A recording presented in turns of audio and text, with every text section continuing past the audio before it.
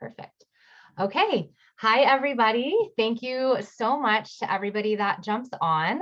I'm so excited to speak with Liane tonight. We are going to be sharing about some really cool stuff. So if you're watching on Facebook, you probably already know me, but if you happen to be watching this from a recording or maybe someone has shared that with you, my name is Whitney Cardosi, and I am in the health and wellness industry. This isn't about me, so I'm not going to share a lot, but just so you know who's sort of asking the questions, I have two daughters that are 6 and 3. I live just north of Boston with my husband, although I grew up in Southern California. We've been back here about 8 years. I've always been interested in health and wellness, but my passion really started about 6 years ago. In early 2006, my oldest daughter was about 9 months old. And like most moms, I was struggling to have energy and my mood was off. Looking back now, realizing it was probably some postpartum stuff. And of course, I wanted to lose some weight. And I knew enough to know that a lot of that was related to my diet and what I was eating. And so I was lucky enough to be introduced to some things that helped sort of educate me and enlighten me on that. And so in the last 6 years, I've just become more passionate about it, doing my own independent research and reading. I help clients through, nutrition program as well.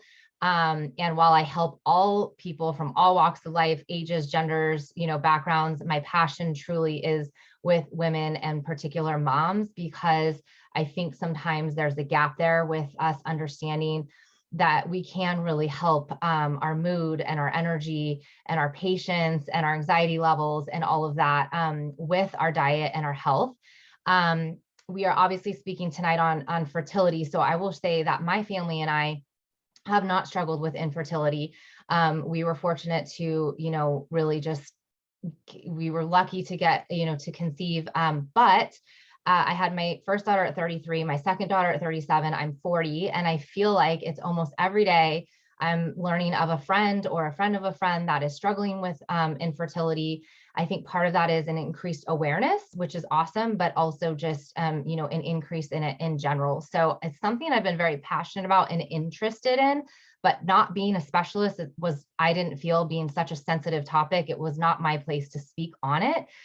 So when I met Liane just a few short weeks ago, I knew instantly. I mean, I think we truly spoke for like 2 minutes, if that, but luckily she gave me her business card. And I knew instantly that I wanted to connect with her. And I'm so grateful, Liane, that you were willing to give me and anyone who watches this your time and your expertise. So with that, I would love for you to just share with us your journey, and then we can just sort of have a conversation. I'll probably stick my foot in my mouth more than once, but hopefully you will redeem us both. So I will pass it right over to you.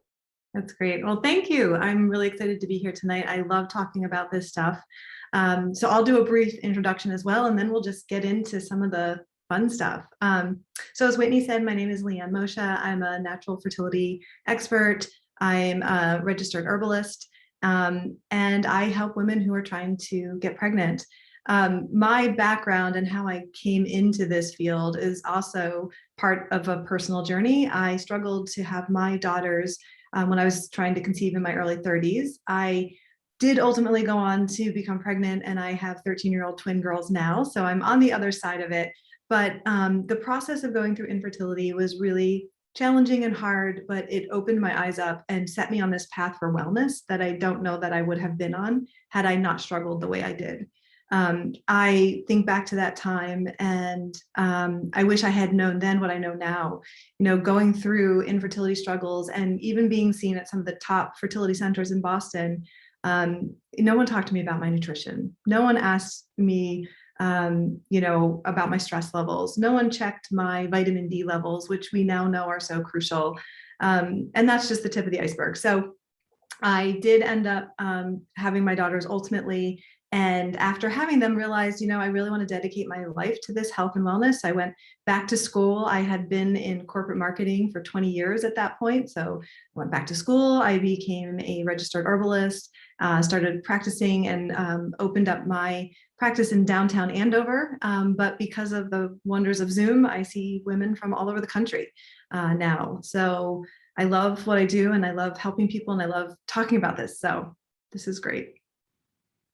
Awesome. Thank you so much. So I think, when I came to you, it was basically, hey, I know that diet and overall health, and so much more probably plays a factor in this. And so I would love if you would just be open to maybe talking about the link between not just diet, but just our overall health and, and the fertility journey, if you will.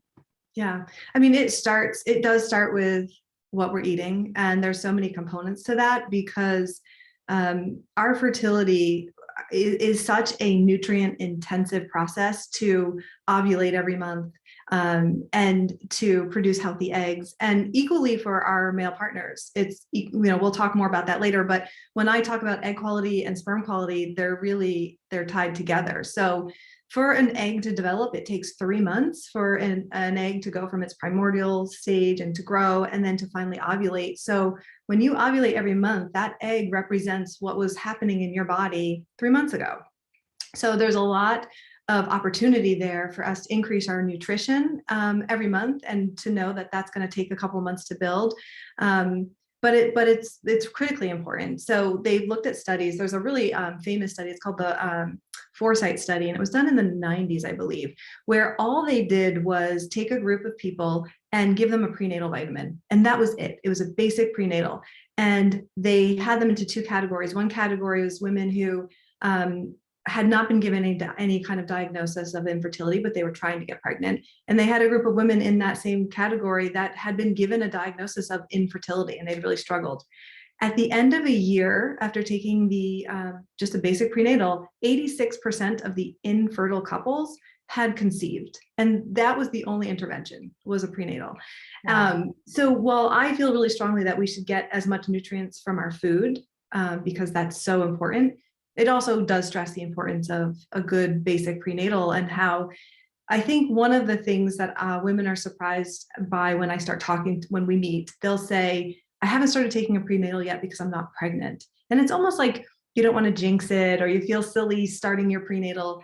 And it's something I feel really passionate about. I want everyone to know you should start taking a prenatal the minute you think, we're going to want to get pregnant, maybe 3 months, 6 months, even a year down the road. Start taking that prenatal right away, because it takes time for those nutrients to build up in our system. Yeah. Especially, and this starts kind of going down another path, but especially if you've been on oral contraceptive pills, because we know that the birth control pill depletes us of a lot of essential nutrients like vitamin B and magnesium and other nutrients that are necessary for conception. So if you come right off the pill and you're depleted, you want to build that up before you start trying. I was going to ask you specifically what the key, nutrients that you're getting from a prenatal that, you're hoping to increase. And I know it sounds like you named a couple of them: vitamin B and magnesium. Anything else? They're huge. And folate is huge. And actually, this is a quick tip. Folic acid is, you read about it, that most people know it's important to prevent birth defects. But there's 2 forms. There's the natural form of folate, which we find in food. And then there's the synthetic version, which is in a lot of supplements, called folic acid. And we've come to learn over these years that a lot of women don't process and it's not bioabsorbable when it's in the synthetic form of folic acid. So one quick tip I give women is, when you're looking for a prenatal or any B vitamin, look at the form of folate. If it says folic acid, put it back and keep looking. You want one that uses the natural form of folate, or the food form, and that usually says methyl folate or something methylated, and that's going to be more bioabsorbable for most of us. But folate's really important in your prenatal. Choline is another nutrient that's very important. It's helpful for brain development, and so we want to make sure your prenatal has choline as well. And there's more nutrients we can talk about, but those are like the core. When I'm looking at a prenatal, I want to make sure those are covered. And then there are additional supplements that we want to look at getting through food and other ways as well. Yes. And you don't have to talk about it now because I know we'll talk about it later, but I know that's something that you're seeing more of where people are like, can you just tell me if this is good or not? And that's something that you're going to be offering as well, which is great. Just kind of a quick, Yeah. scan, if you will. Maybe Mhm. you could build an app. That would be cool. That'd be great. Yes. This is probably a silly question, not one we had, but would it be like counter to even start a prenatal while taking Mhm. oral contraceptive? No, that's a great question. It wouldn't be counter at all because you need to start building up your nutrients, and we know the pill is going to deplete them. So let's get as much into the body through good nutrition and prenatal. So it's not counter at all. And I work with a lot of women also who aren't trying to conceive, some younger women who are on birth control pills for other reasons, and they might have really painful periods. And that's one of the things I work on and say, we need to get you on a really good multivitamin because you are being depleted in some essential nutrients, which interestingly, the B vitamins also are, you need healthy levels of B to not have painful periods. So if someone comes to me and is having painful periods, we want to look at those nutrients as well. Yeah. And that was something we kind of talked about later in our discussion the other day, but since we're talking about it, that was one of the things that I really wanted to touch on because we want to, this is not just for people going through infertility season, like families going through infertility, but it's just the female body and men, of course, when it comes to sperm and whatnot, but the female body in general. And that is something that I had read not too long ago about the link between overall health and nutrition and painful periods. And not to say, and you can correct me if I'm wrong, but not to make a blanket statement that everyone that's experiencing painful periods is just because they're depleted in anything, but that there is a link. And it's an interesting way of our body tells us, Yes. when you start to educate yourself more, that's something that I love, is that you actually, you realize your body's telling you so much of what you need to know about it. And I'm an anti-scaler because I think sometimes women when it comes to weight, we get so dependent on a number, but that doesn't tell us anything about what's going on inside our body. And the more we can learn to listen to the messages our body is sending us, the more we can actually control our overall health. So I would love if you have anything else to add more about, on the painful periods. I'm sure there's people watching that are like, help, how can I help that? Yes. I would love to hear more about that.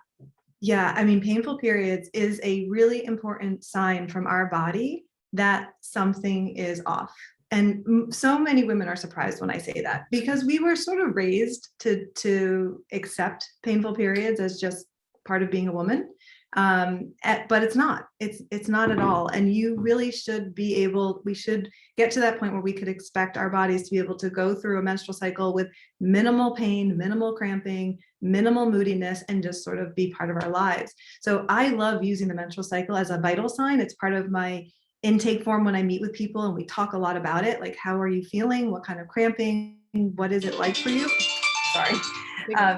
But it's really important that we look at those signs. So it's also, it's how we know we're on track when I'm working with somebody and we start making some adjustments in nutrients, diet, herbs, and 2 months in, we have a meeting and they say, wow, I had my period this month and it was so much better. And that's how I know we're getting on track. So there's the nutrient piece of it. And then there's also herbs, because there are herbs that we can use to help bring our body back into balance, because painful periods really are a sign of hormones being out of balance. It's often estrogen dominance, not always, but that's an area that we often look at. So are there some herbs that people, as to starting point that women in particular could implement to help with that? Yeah, so I would say herbs are the kind of thing that are often very specific to the person. So someone can come in with painful periods and they'll get 3 or 4 different herbal recommendations, and then somebody else will come in with the same symptoms and they're going to get different herbs because the root cause is different. Okay. And that's why I love herbalism. But in general, we're looking at herbs that are going to help balance out our hormones. Sometimes Vitex, or often called chaste tree berry, can be helpful. But again, it will depend on that person's root cause and what's going on. Another area to look at that tends to be across the board for all women is looking at your vitamin D status and those B supplements and B levels and magnesium. Those three nutrients, vitamin D is a big one. There's a lot of great data on vitamin D levels being associated with painful periods if it's too low. Yeah. Taking a step back, one of the things that you said when we met last week to just prepare for this, you said, before we discuss herbs or supplements to help support a holistic fertility plan, it's important to build a strong foundation on nutrition. And I just love that. And that was something that I wanted to mention earlier and I forgot. But one of the first things that you did mention, that, and we're not here to, throw any doctors under the bus or anything, but that you feel as though is often overlooked in the traditional setting is, vitamin D. And you even mentioned some other really interesting things about like water filtration. So I would love if you could touch on that again and expand a little more on that. Yeah, I mean, just to follow up on the vitamin D, I would say that's probably the number one nutrient deficiency I see when I'm meeting with people one-on-one. And I am a huge advocate of not just vitamin D supplementation. I'm a bigger advocate of knowing your levels, because supplementing in the dark is not helpful. We need to know, I can't give a blanket recommendation to say everybody should be taking a certain amount. We need to know where your levels are, and we know what's optimal. A lab will tell you anything over 30 is normal, but what research is showing us is that anything really over 50, between 50 and 70 is really optimal. So I want to supplement people to get them to that 50 to 70 range. And so knowing your levels are really important. So there's a couple of resources. You can ask your doctor for a test. Insurance companies aren't great at paying for vitamin D levels anymore. It's about $200 through like Quest and LabCorp. But I often recommend the people I'm working with use a company called Let's Get Checked. And it's a great resource because it's a home test and it's a finger stick and it's like $89 and it's accurate. It's great. Yeah, so that's one way you can kind of take that control. That's awesome. And I didn't mean to interrupt, but I think vitamin D has been really a buzzword these last 2 years because there's been so much linkage to that as well with overall health and immunity. And so obviously with the, COVID and the pandemic, and, for me being a native Southern California and living here, it's, also for mood. So I would love personally, I'm assuming that also checks things other than vitamin D. Yeah. Let's get checked. Yeah. They have home kits for lots of different things. Thyroid, that's another thing that comes up a lot.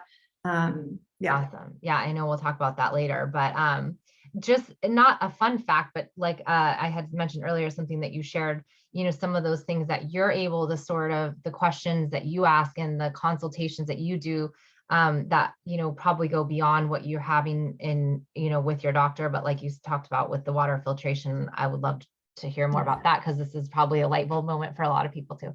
Yeah. So our water systems, we take it for granted. We think, we live in the United States, we've got great water. We do have great water. We're safe. We're not getting pathogens. We're not getting dysentery and all those things. However, if you really look into the research and the data, there's a lot of pesticide runoff, pharmaceuticals, other agents that are allowed in the US that aren't allowed in Europe and other countries, and it all leaches into our water and we're drinking it. Drinking from plastic water bottles is not the answer because we know that plastic has endocrine disrupting chemicals which can leach into the water. So really, filtering your water can be something simple. You can, I love some of the pictures. I love I wrote actually a whole article, we can link to it later, on different like water filtration systems that you can do in your home that are across a whole range of budget options. But the reason this is important is because an endocrine disrupting chemical is going to look like estrogen to your body, and it's going to increase your estrogen levels. And our bodies work in a very narrow range of optimal with hormones. Small increases can have a really big impact.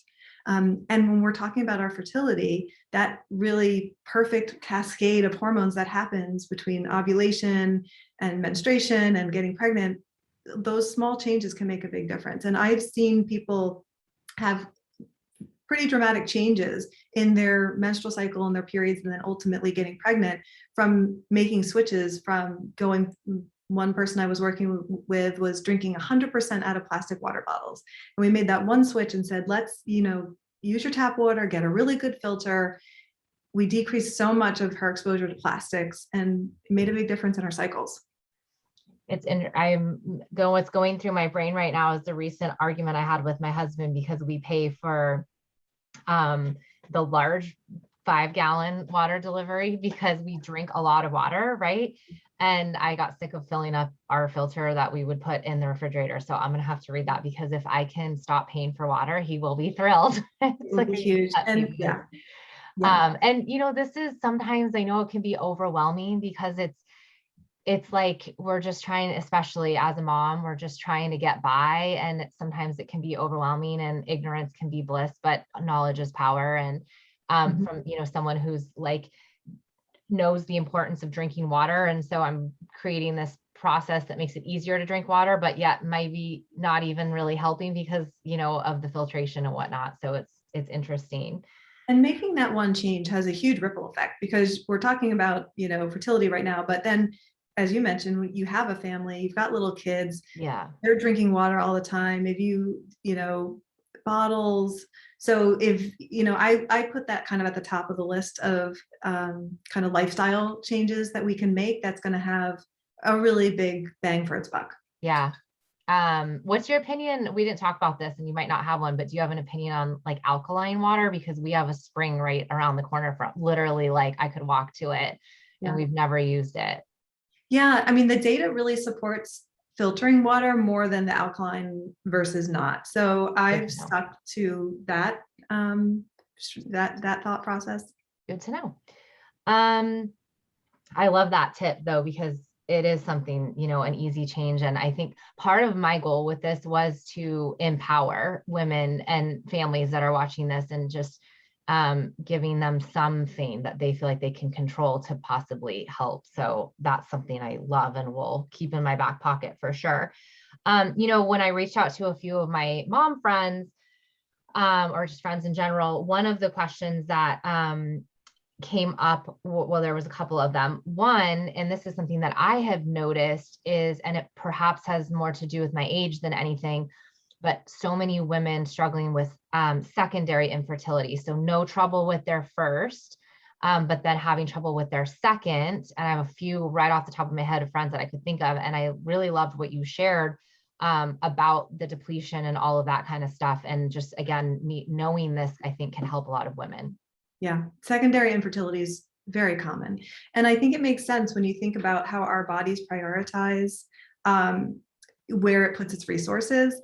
When after you've had your first child, we can be very depleted from a nutritional standpoint, from supplements, fatigue, stress, we're not sleeping as well. All of those things send signals to our brain that say, things aren't great right now. It's a little, we need to be all hands on deck to survive. And it's not a time to reproduce.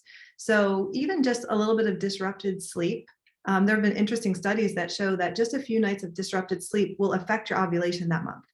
So if just a couple nights of disrupted sleep can affect your ovulation, think about how you are with a 2-year-old who's still waking up at 5 a.m. or waking you in the middle of the night, and then you're going all day.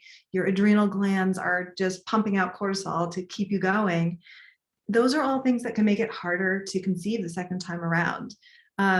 Now, the good news is those are things that are somewhat in control. We can't change, a busy, hectic lifestyle, and being a mom is hard. We can't change that, but there are tools that we can rely on. There are adaptogens and herbs that are really good at helping to support us through that time. And then just making sure you're, controlling what you can control, which is eating as well as you can and sleeping when you can. Yeah. But I love to lean on adaptogen herbs for moms with secondary infertility. Good to know. Yeah. This is a conversation that I have had with friends and clients where it's like, I know enough to know that if they do if they feel as if maybe their diet, and I'm speaking specifically on diet, isn't maybe ideal, things that they can do to sort of help reset for that.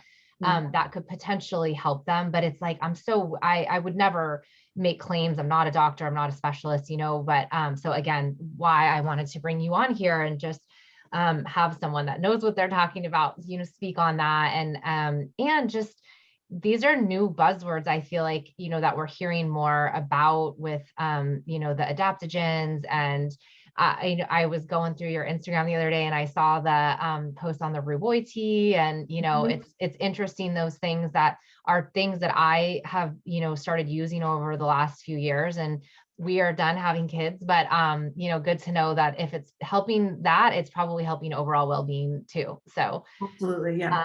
And you talked a little bit about the stress in the adrenal glands, and I think that sort of ties into both of the questions that some of my friends had, which was the secondary infertility, but then just overall mood and things from postpartum. And like you said, it's just sort of the depletion. I think you talked a little bit as well the other day about like the hormone cycle.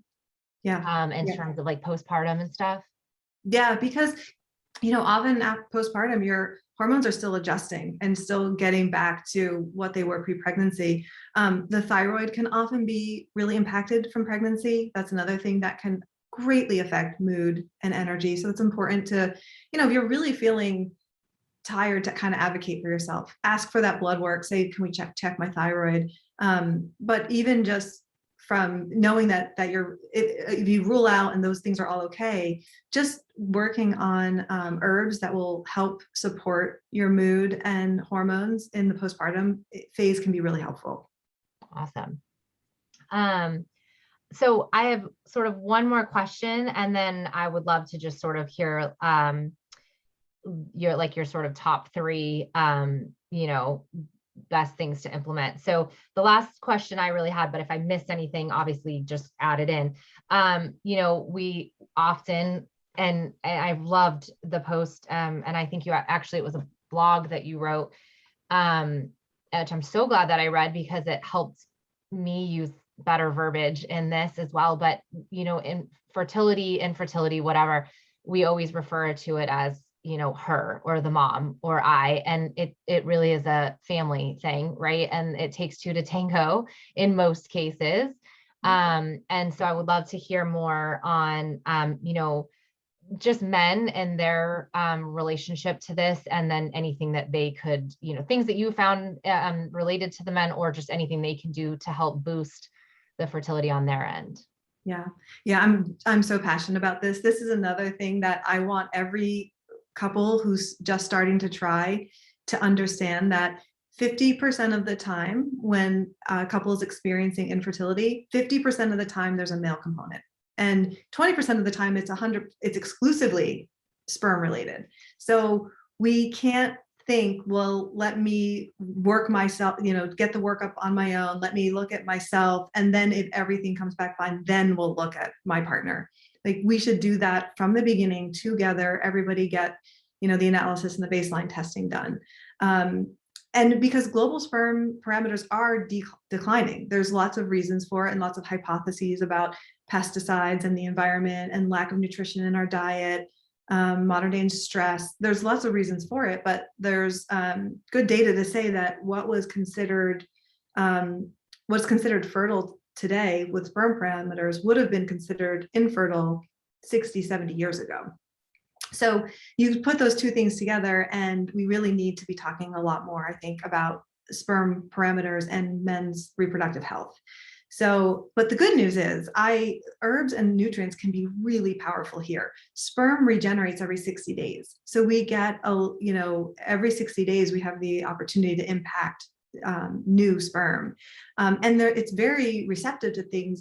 It's very energy intensive to create sperm. So doing things like having lots of antioxidants, supporting the mitochondria, has a huge effect. So some of my favorite things for sperm health are things like ashwagandha, green tea, turmeric. So these are all really high antioxidant herbs that will help improve sperm parameters over time. Again, ruling out any other medical reasons for decreased sperm parameters, but assuming, everything else is okay, Even some supplements, like I do recommend if a man isn't eating a great diet, take a multivitamin. You'll get a good, a good boost in the antioxidants that are needed for sperm production through that. And even supplements like CoQ10, there's a lot of good research on CoQ10 and fish oil with sperm health.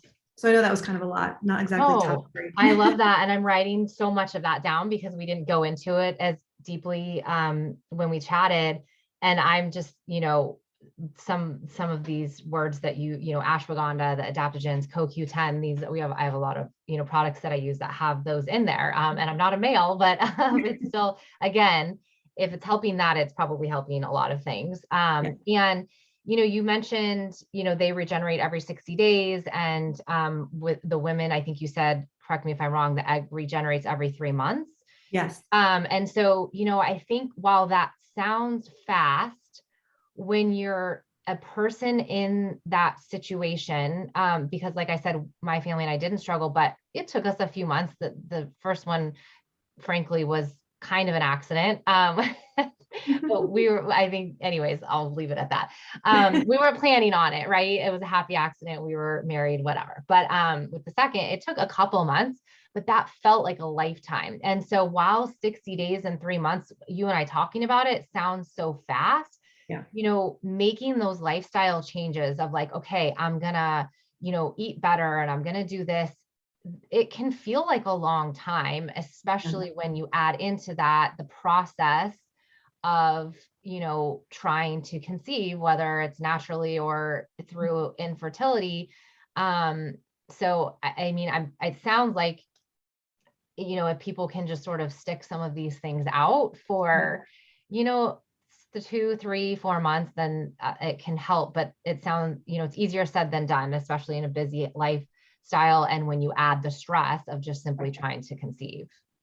Exactly. And that's why I love working with couples, because there's a lot that you can do in those 3 months to make sure you're, really pulling in all the things that are going to be helpful for you. And it's going to be different for every person. A lot of people that I meet with, they'll have been Googling for months and coming up with this list of supplements and herbs that people mention as being good for fertility, but they might not be good for them in particular. So then you end up trying stuff that doesn't work, and then you feel more frustrated and you're even more depressed and you've lost more time. So part of what I like to do with people is be really strategic about the plan, to say, so you have that peace of mind to know you're doing the things that are going to most likely impact and help you individually, because everyone's different. And also giving people that plan of making sure that they're like timing intercourse correctly. Sometimes even that is not something that your OB talks about.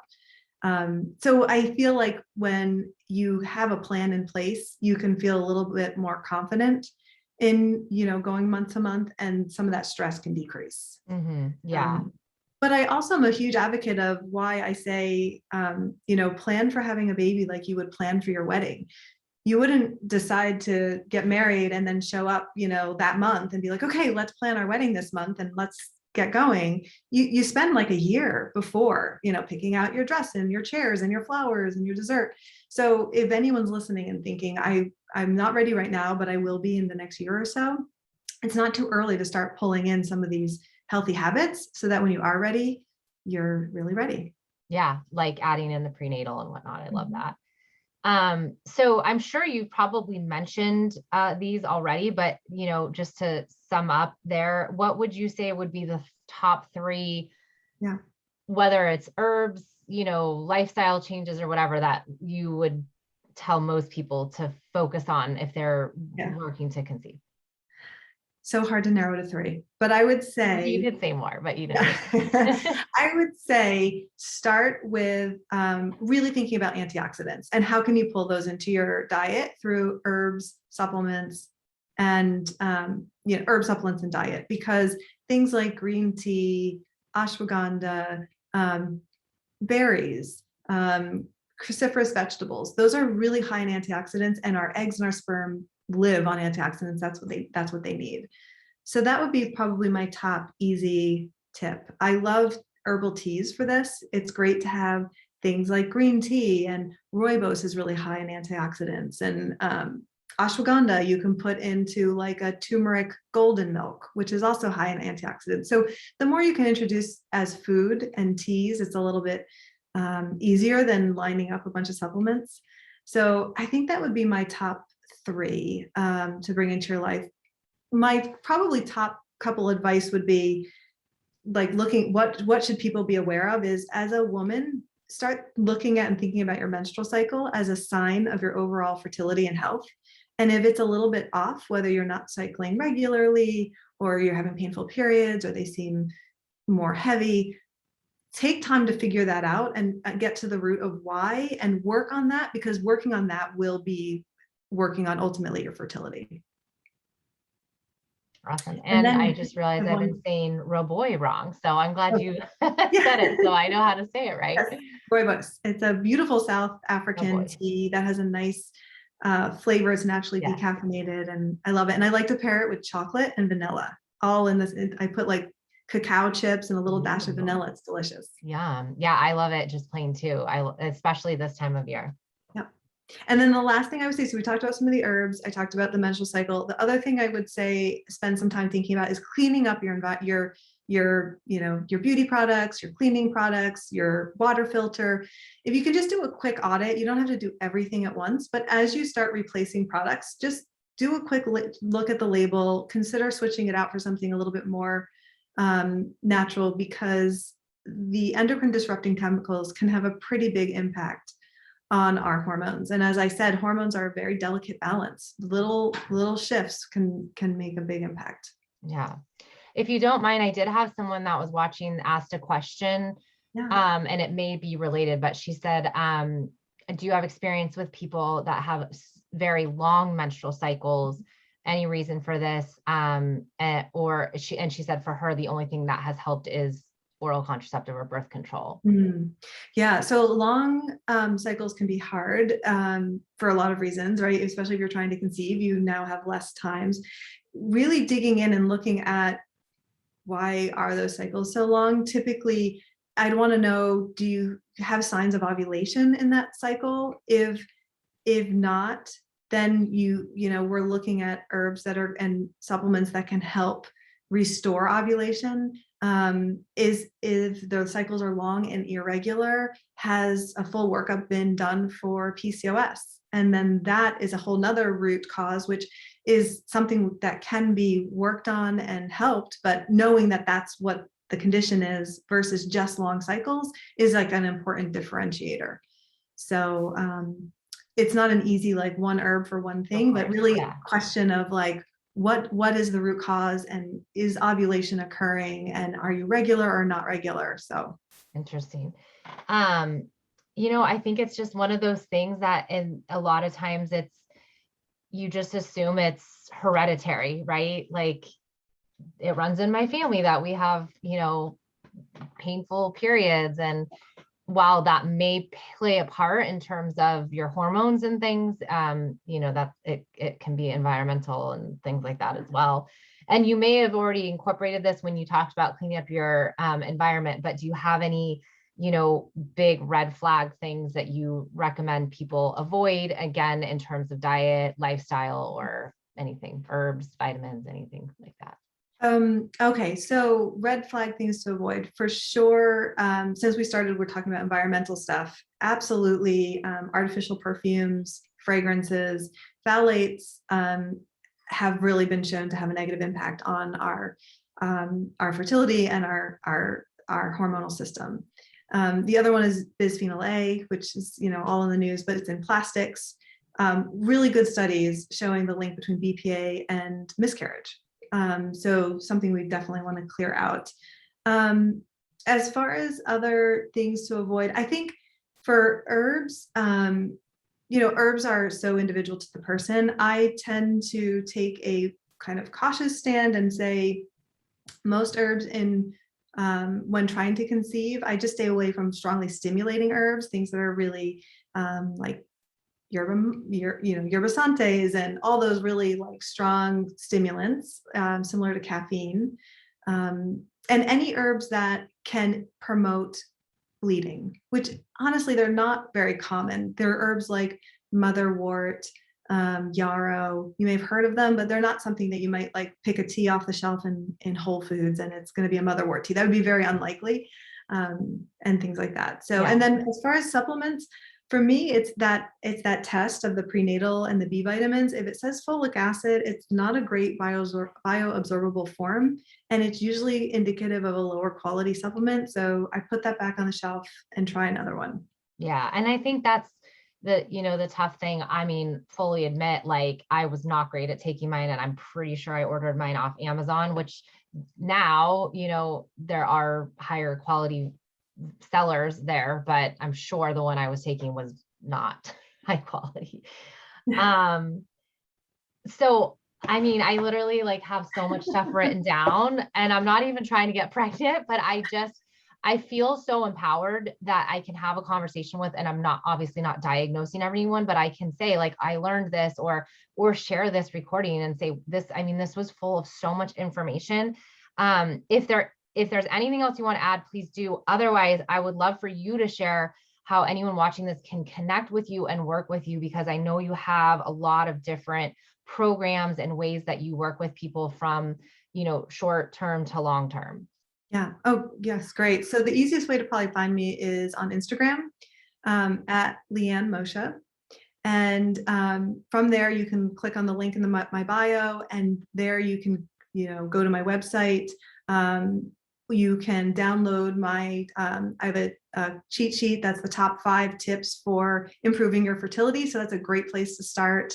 There's an option to set up a quick, free 15-minute one-on-one where we can talk and see if we'd be a good fit to work together.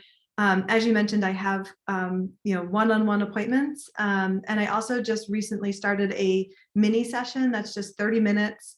And it's a supplement review. So we can get on, look at what you're taking, or even if you haven't started taking it and you don't know where to start, it's like we can get some good prenatal supplement reviews. And that's also, in the link in my bio, you can link to that. And that's probably so that's probably the best place to find me. Yeah, I love that. And, anyone that's just, like I said, I think for me, I'm so grateful that our first time, just sort of happened. But if it had not, I wouldn't have really known where to start to even like talk about it, and so I love that people can do that 30-minute session just to sort of get those basic questions out there and literally talk about a lot of what we talked about with the little minor lifestyle changes and things like that. Right. So, well, this was incredible. Thank you so much, Liane. I feel like just so happy because I now have all of this knowledge that I can share in the form of this recording, but just little tidbits. And I'm so grateful for your time and your knowledge.